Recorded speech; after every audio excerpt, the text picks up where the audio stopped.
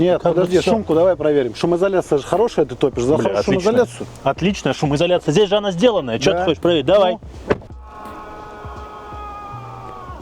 За эту модель 350 рублей на въезд.